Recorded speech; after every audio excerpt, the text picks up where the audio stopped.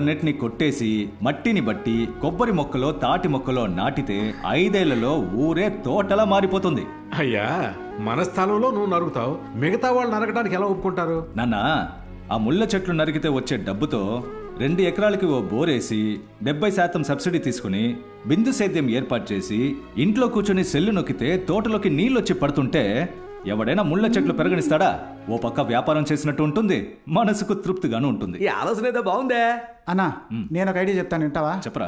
మావయ్య దగ్గరున్న 5 ఎకరాల మామిడి తోటని అమాంతో నరికి పారేసి పనస మొక్కలు నాటుదాం. 15 ఏళ్ళు ఆయన్నే నీరు పెట్టమందాం. ఈలోగా మామిడి చెట్లు నరక అల్లట్రాడు మట్టి బుర్రోడు. రవి, ఈ చెట్లన్నీ ఎప్పుడు నరకబోతున్నావు? మా మనల్ని నరకాలను ఒకటి జైల్లో ఉన్నాడు కదా, వాడు మర్చిపోయి రావాలి లేదా మారిపోయి రావాలి. అంతవరకు ఇలా తిరుగుతూ ఉండాల్సిందే. నమస్కారం. జయ,